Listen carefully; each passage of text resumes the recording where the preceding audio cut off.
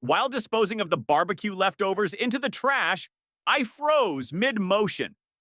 A strange sensation, like a cold shiver, swept over my entire body, and the hairs on my neck stood upright. This wasn't the first time I'd experienced something like this. It always accompanied moments of deja vu. I even had a private nickname for these particular instances: deja vu. It was that uncanny feeling that a situation had unfolded before. I paused for a moment, trying to analyze this odd familiarity. The event was the second party my wife, Penny, had hosted for her new colleagues since her promotion 3 months ago. Though she had another month of probation to complete, it seemed like a mere formality with her level of talent. At least she didn't have to endure constant travel anymore. The gathering was attended by her coworkers at Halifax Industries and their spouses. I wasn't a fan of them, but one does what's required to maintain marital peace. I had attempted to talk Penny out of hosting this party, but she was adamant. While I never fully understood her reasoning, she believed these people had helped advance her career, and she wanted to show her gratitude. During the barbecue, I kept to myself, grilling steaks and sipping beer quietly as the others engaged in self-important chatter. Once everyone had finished eating, I took it upon myself to clean up while Penny entertained as the perfect hostess. Still, I couldn't shake the growing feeling that something was amiss. Inside the house, I could hear the commotion as the wives of Penny's colleagues said their goodbyes, leaving for a girls' night out. None of them made an effort to thank me. Arrogance seemed to be a shared trait among them. That left Penny alone with her 5 male coworkers. I tried to recall how long this had lasted during our previous barbecue, but couldn't. The only thing I remembered was waking up groggy the next morning, though that could have been due to the tequila I'd overindulged in a last time. After closing the trash bin, I glanced toward the house. From where I stood, I could see the well-lit living room. What caught my attention was odd enough to make my unease deepen. Penny stood in the kitchen doorway chatting with her colleagues, but she kept glancing through the kitchen toward the brightly lit deck that overlooked the backyard, as though ensuring no one unexpected came inside. That made me pause. It was clear she was worried about being overheard, but I was the only one outside. What could she be discussing that she didn't want me to hear? My instincts told me to pay close attention. Something didn't feel right. Deciding to stick with the pretense of cleaning up, I returned to the deck. When Penny noticed me, she leaned out through the patio door. "Almost done, Kissa?" she asked casually. "Just about." "I'll be in after I finish cleaning the barbecue," I replied. She gave me the same smile that had made me fall for her years ago and retreated into the kitchen. As I resumed scrubbing the barbecue, I kept an eye on her. She was busy mixing a large jug of margaritas. After finishing, she poured the mixture evenly into 7 glasses. That's when I saw her reach into her pocket and pull out an envelope. She glanced in my direction, tore it open, and poured the powdery contents into one of the glasses. My senses went into overdrive as I watched her stir that specific glass for at least 30 seconds. She then held it up to the light, scrutinized it, and looked back at me again. I kept my attention on the barbecue, pretending not to notice. Penny's actions became even stranger when she placed the tampered glass on the kitchen table and arranged the others on a tray. My hope that it was some harmless joke, perhaps involving a laxative prank, was dashed when she carried the tray into the living room. My unease grew. I stayed calm, finishing my cleanup before heading inside. My fears were confirmed when Penny came back into the kitchen, retrieved the doctored drink, and offered it to me. "I made this for you, Kissa," she said, smiling warmly. I accepted the glass reluctantly, holding it as if it were poison. My mind was racing with questions, but I needed time to process. Pretending to take a sip, I watched Penny closely, noticing her intense gaze as she waited for my reaction. "Tastes great," I lied, stalling. "How much have you had to drink tonight?" she asked. "About 8 beers," I said, deliberately exaggerating. In reality, it was less than half that. "Okay," she replied. "I'll let the guys know they'll need to find their own way home." She didn't wait for a response, heading back into the living room with an expression I couldn't quite place. I lingered in the kitchen, confused and suspicious. What had she put in my drink, and why? I decided to investigate. Opening the medicine cabinet, I found the bottle of sleeping pills we kept there. Just to be sure, I checked the mortar and pestle on the counter and found a white powder residue. It smelled the same as the pills, confirming that she had crushed them up. The implications hit me hard. Penny was planning to drug me while staying in the house with 5 men. The thought was unbearable, though I refused to fully believe it. My love for Penny held me back from reaching a definitive conclusion. Still, I needed absolute proof. Pouring a quarter of the drink down the sink, I carried the glass into the formal lounge at the back of the house. As I passed through the living room, the conversation quieted, and I noticed several of Penny's coworkers watching me closely. Once in the lounge, I turned on the TV and discreetly poured more of the drink into a nearby pot plant. Sitting down, I pretended to watch the game, my mind racing. 10 minutes passed, though I barely noticed. Out of the corner of my eye, I saw Penny peeking through the door, checking on me before slipping away again. That confirmed it. Something was indeed wrong. I dumped the rest of the drink into the pot plant and checked the time. My patience was wearing thin, but I knew I needed to wait just a little longer before making my next move. I hit the floor with a heavy thud, landing flat on my stomach. The noise must have carried into the other lounge because within moments, Penny was kneeling beside me. She rolled me onto my back, peering anxiously into my face and calling my name. I heard her clothes rustle as she stood up and walked out of the room. When she came back, I could tell at least 2 of the men had followed her. I lay still listening as she directed them to pick me up, warning them to be careful as they did. Making yourself go completely limp in a threatening situation isn't as easy as it seems. They carried me off somewhere and laid me down on a bed.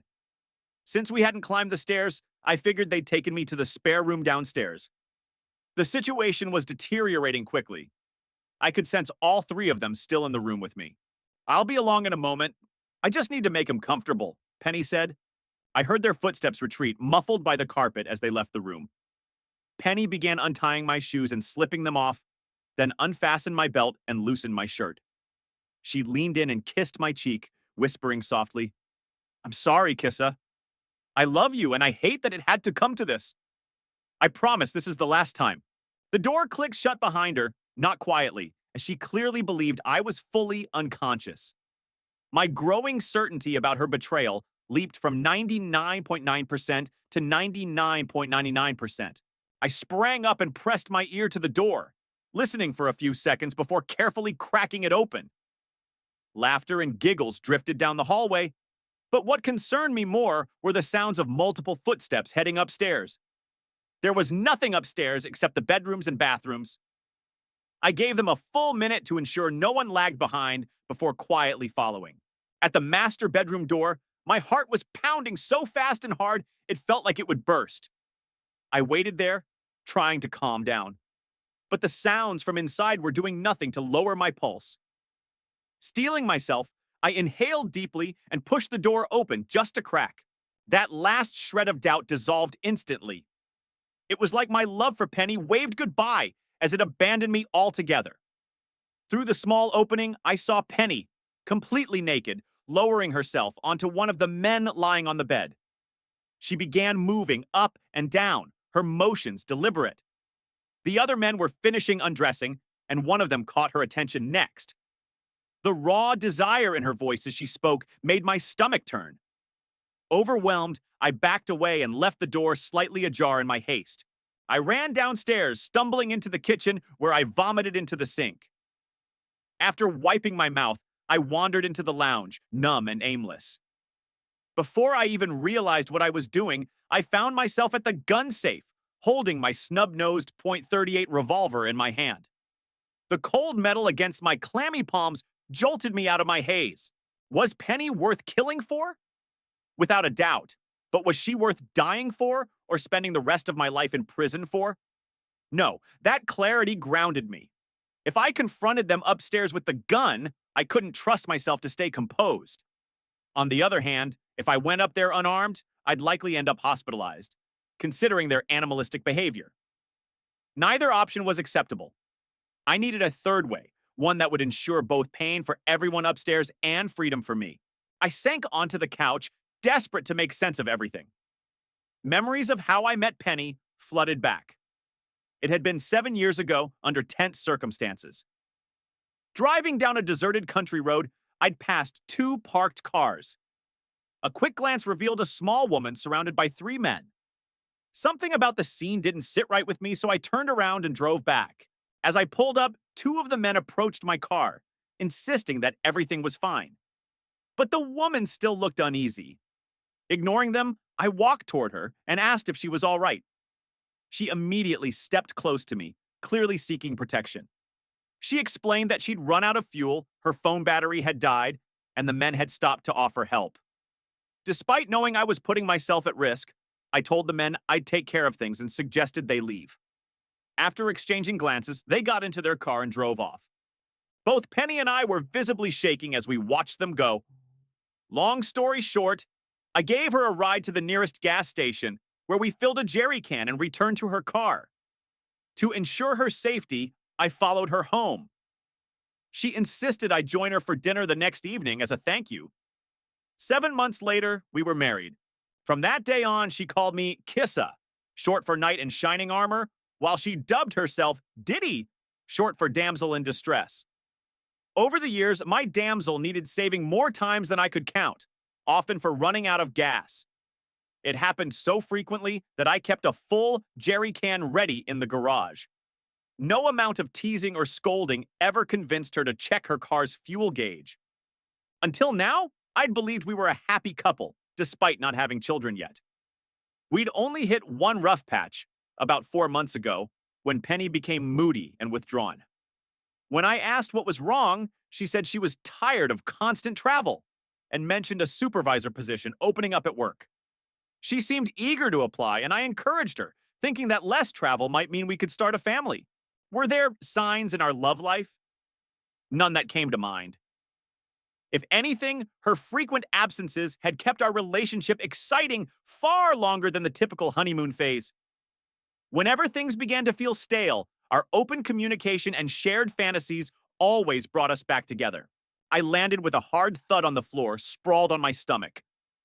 The sound must have echoed into the other lounge, because within seconds, Penny was beside me, rolling me onto my back and frantically calling my name. I heard the rustling of her clothes as she got up and left the room.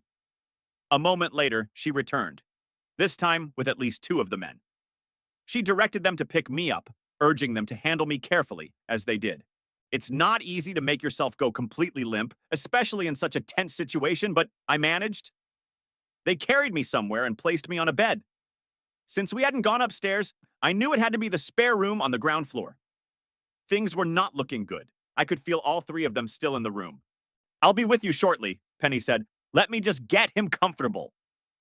I listened as their footsteps receded, muffled by the carpet. Penny then began removing my shoes, unfastening my belt, and loosening my shirt. She leaned down, kissed my cheek, and whispered softly, "I'm sorry, Kissa. I do love you, but you made this necessary. I promise this is the last time." She left the room and shut the door, not bothering to do it quietly since she assumed I was unconscious.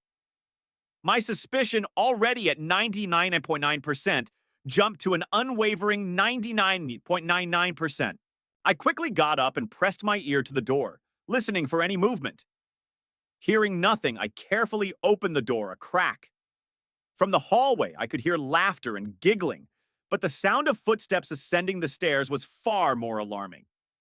The only things upstairs were bedrooms and bathrooms.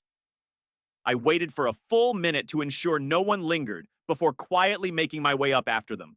When I reached the closed door to the master bedroom, my heart was pounding so hard it felt like it might burst. I tried to steady myself, but the noises coming from inside did nothing to calm me. Taking a deep breath, I pushed the door open, just enough to see inside. The last shred of doubt I'd clung to vanished. It was like my love for Penny waved goodbye as it departed entirely. Through the narrow opening, I saw her, completely naked, lowering herself onto one of the men lying on the bed. She moved, deliberately, her rhythm unmistakable. The other men, still undressing, caught her attention one by one. The raw lust in her voice as she spoke made my stomach churn. Overwhelmed, I backed away, leaving the door slightly ajar in my haste. I stumbled downstairs, my legs barely holding me up, and rushed to the kitchen, where I vomited into the sink. After rinsing my mouth, I wandered into the lounge, feeling numb and hollow.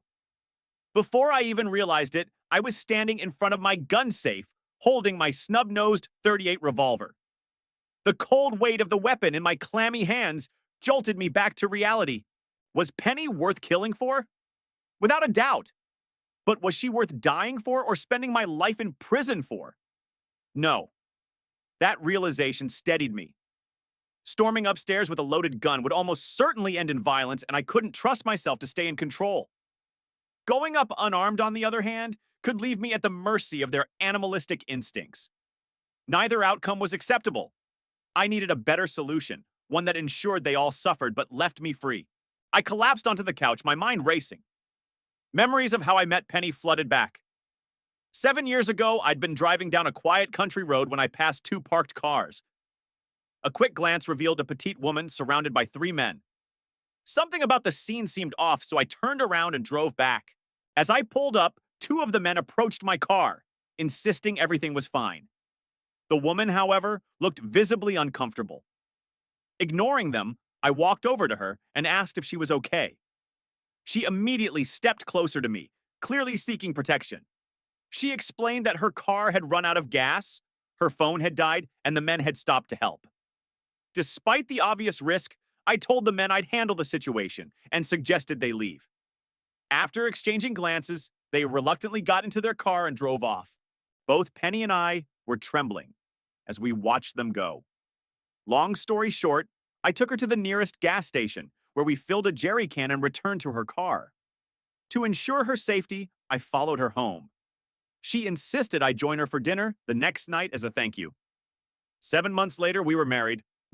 From that day onward, she called me Kissa, short for knight in shining armor, while she became Diddy, her nickname for damsel in distress. Over the years, my damsel needed rescuing more times than I could count, usually for running out of gas. It happened so often that I kept a full jerry can ready in the garage. No amount of teasing, scolding, or explaining ever convinced her to check her car's fuel gauge. Until now, I'd believed we were happy, despite not having children yet. There had been only one rough patch, about 4 months ago, when Penny became withdrawn and moody. When I asked what was wrong, she said she was tired of traveling for work and mentioned a supervisor position that was opening up. She seemed eager to apply, and I encouraged her, thinking that less travel might mean we could start a family. Were there warning signs in our love life? None came to mind. In fact, her frequent absences had kept our relationship exciting, well beyond the typical honeymoon phase. Whenever things began to feel dull, our open communication and shared fantasies always rekindled the spark. Come on, Clive, let's get out of this den of sin. The final exchange grew louder as the three individuals, presumably Penny's parents, descended the stairs, Penny chasing after them in an increasingly desperate attempt to salvage what was clearly the most important relationship in her life. Before long, Penny's sobbing was the only sound filling the house. Moments later, I heard the sound of a car starting and pulling away. Her parents had gone. I faced a critical choice. With the sleeping pills working their way through my system, I estimated I had about 30 minutes of lucidity left. I needed to get rid of the coleslaw. There was no way I wanted to risk choking on it while unconscious. The candles posed another issue. How would I explain them if I woke up in a hospital? That is, assuming anyone even called an ambulance. My mind wrestled with these dilemmas until Penny's phone began ringing in the kitchen. She ignored the first call, but when it rang again 30 seconds later, I heard her shuffle past my door to answer. I missed the opening of the conversation, but soon heard her voice rise sharply as she moved closer, stopping just outside the spare room. "What video, Tanya?" she demanded. A pause, then she continued. "Oh no! Not Christine! She's Matt's wife!" Matt, of course, he was one of the... Oh, God. What have I done? Oh, no, no! A loud crash interrupted her cries, likely the sound of her phone smashing against the floor. The scraping noise that followed was almost certainly Penny sliding down a wall as her legs gave out. Her gut-wrenching sobs should have triggered some long-buried protective instinct in me, but all I felt was impatience. My time to act was slipping away. I mentally tallied the damage so far. Her family? Shattered. Her career?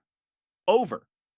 With so many names in her phone's contact list, the odds of her boss missing this were non existent.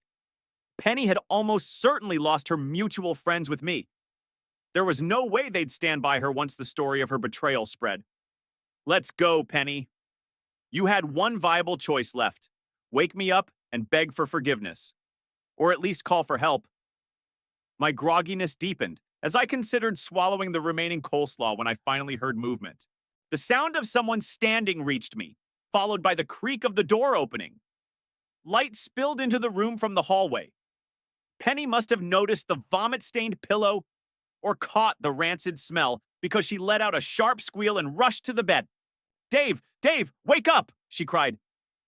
When I didn't respond, she darted to the light switch and flipped it repeatedly, unaware the bulb had been unscrewed. She cursed under her breath and hurried back to my side, leaning in close. I heard her gasp loudly when she noticed the coleslaw. "No, no, no!" she wailed.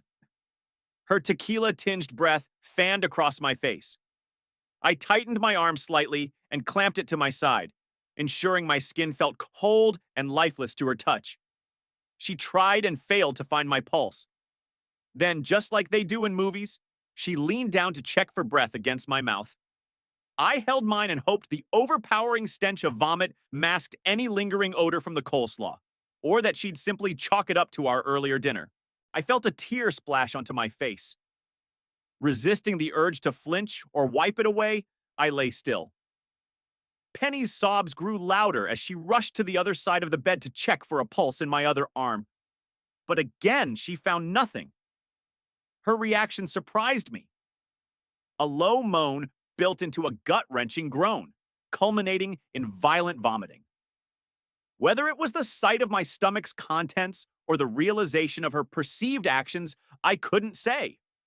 All I knew was that she bolted from the room and into the bathroom. Thanks for that, I thought, swallowing the remaining coleslaw. It wasn't as bad as I expected. Maybe now she'd finally call an ambulance. Groggy, I rose to my feet, placed the candles on the bookshelf, and tossed the coleslaw bowl out of the window before shutting it quietly. Just another piece of garbage from the party. I collapsed back onto the bed in roughly the same position, letting the pills take over. As my eyelids grew heavy, I rehearsed a sharp, clever line to deliver when I woke up in the hospital. But as they say, the best laid plans often go awry.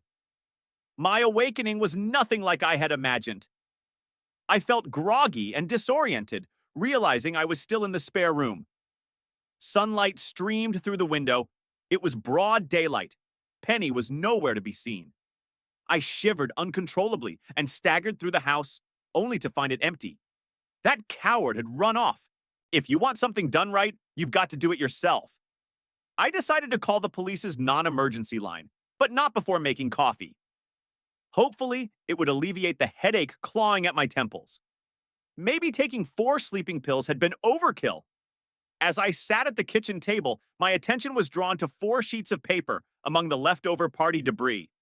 Penny's flowery handwriting covered them. With nothing better to do, I began to read. Dear Mom and Dad, I feel I owe you an explanation for what you witnessed tonight. As much as it embarrasses me, I need to speak openly about topics daughters don't usually discuss with their parents. Since high school, I've had a fantasy of being with multiple men at once. I know it's not uncommon, but that doesn't make it excusable. I told Dave about it once, but he made it clear it would never happen with his consent. Over the years, the fantasy consumed me. 4 months ago, John Clark, one of my supervisors, encouraged me to apply for a promotion. He joked that with the support of the other supervisors, the job was mine. His comment struck a nerve, and he must have noticed because he invited me to lunch.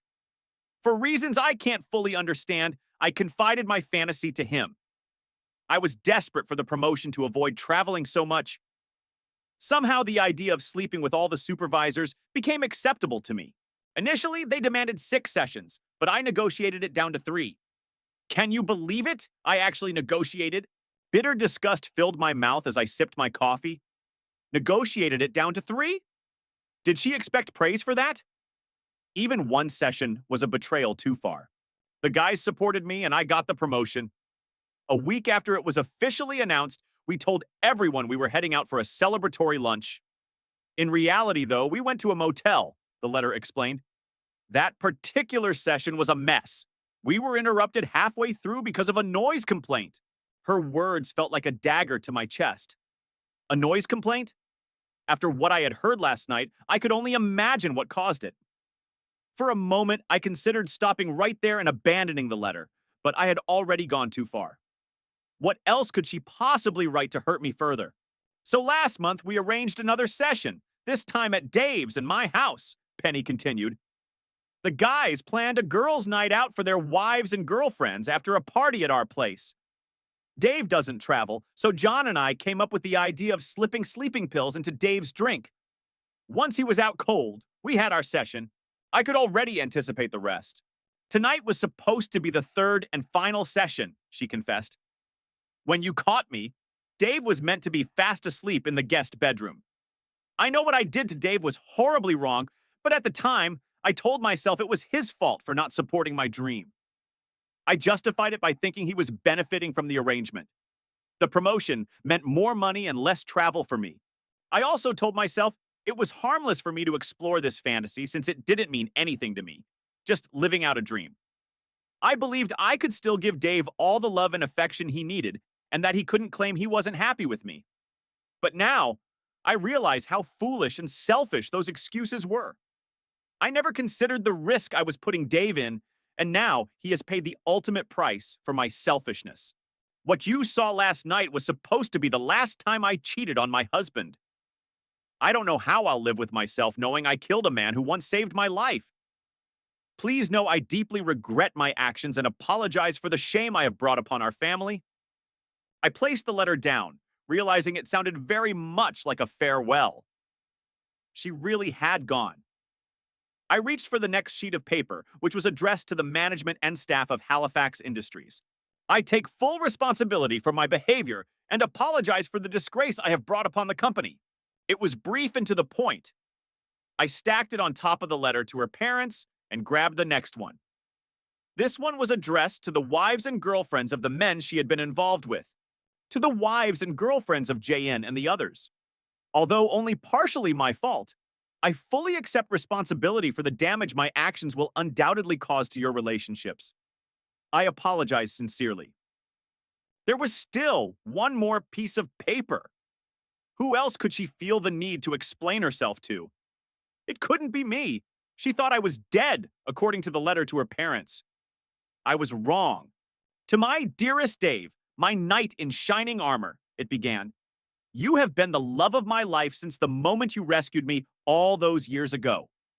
You deserved so much more than a cheating woman like me. In about an hour, I plan to throw myself at your feet and beg for your forgiveness. I hope you will grant it so we can be together forever. Love, Penny. As I read the letter, tears fell onto its already crinkled surface. The passion and despair in her words cut deep. It suddenly became clear to me what Penny intended to do. A sense of dread overwhelmed me as I wondered how she planned to end her life. I searched the downstairs rooms but found no sign of her.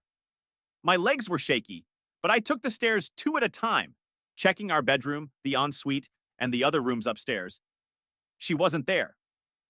Filled with certainty and fear, I headed back downstairs and stepped outside. Opening the door to the detached garage, I was immediately met with a faint haze and the unmistakable smell of exhaust fumes from a gasoline engine. The air was thick, and in the dim light, I saw Penny's car parked inside. My heart sank as I moved closer, knowing what I was about to find. A length of hose ran from the exhaust pipe to the rear passenger side window, which was slightly cracked open. The engine wasn't running, and based on the lingering fumes, it hadn't been for at least an hour. I opened the driver's door and found Penny lying back in the reclined seat, her eyes closed. As my eyes adjusted to the poor lighting, I noticed a faint pink hue to her skin. I reached for her carotid pulse, but there was nothing. Her body was cold to the touch, and unlike me, she didn't have to fake it this time. The dashboard lights were still on, and a quick glance showed the fuel gauge needle pinned to E. It hit me then. Penny was truly gone. My conscience reeled. Had I caused this? No, I told myself firmly. Penny had made her own choices. She had chosen to indulge her basest desires and turned herself into a plaything for her coworkers. Sure, I had set the stage for the final confrontation, but her decisions had led her here. She was the one who destroyed her relationship with her parents, likely lost all her friends, ruined 5 marriages, and obliterated her career. And of course, she had destroyed our marriage and left me with scars that might never heal. Her final act, choosing to end her life rather than face the consequences of her actions, struck me as cowardly. I staggered backward, nearly tripping over something in the shadows. Looking down, I saw my 25-liter jerry can, the spout still attached. On instinct, I picked it up. It was empty. The realization struck me. Penny had finally learned to check her fuel gauge. With nothing else to do, I leaned against the garage wall and prepared to wait for the police. With my entire plan thrown out the window, I dialed 000. The ambulance arrived just a few minutes before the police. When it became painfully clear that Penny was very much deceased, I left her exactly as she was for the police to examine. 2 officers took my statement as I explained everything that had happened, showing them the notes Penny had left behind. Blood tests conducted on me, combined with Penny's letter and statements from several witnesses, led to John and the others being arrested for their role in drugging me. There's something almost neat about the phrase they used, accessory before the fact. John, as the leader of the group, received a 3-year prison sentence. The other 4 got off lightly with only minor penalties, since it couldn't be conclusively proven that they were aware of the drugging. Still, the fallout for their lives was severe. 3 of them ended up divorced. Another spent so much time begging and pleading for forgiveness that his knees seemed to bear the damage permanently. The last man endured a uniquely cruel punishment. His wife began regularly going out, meeting random men and bringing them back to their home. She enjoyed this so much that even after claiming she'd hurt him enough, she discreetly continued her activities. 3 years later, he caught her in the act and finally left her. Halifax Industries had to hire 6 new employees to fill the gaps. Who would have thought that one small woman could wreak so much havoc? In time, my feelings of guilt over Penny's suffering began to fade. At the same time, my anger at what she had done to me grew stronger. When my resentment eventually outweighed my guilt, I knew it was time to move forward. I've since met a lovely divorcee named Mary. I love her deeply and she promises she would never betray me. But the truth is, I don't know if I'll ever fully trust anyone again. And with that, we've reached the end of today's story. Was it what you anticipated? Or did it take a turn you didn't see coming? I'd love to hear your thoughts. Please share them in the comments below, and let's discuss. If this story kept you engaged, don't forget to hit that like button. And if you're new to the channel or haven't subscribed yet, now is the perfect time to join our community. I share fresh and fascinating stories every single day. So make sure to subscribe and turn on notifications so you never miss out. Thank you for watching, and I'll see you in the next one.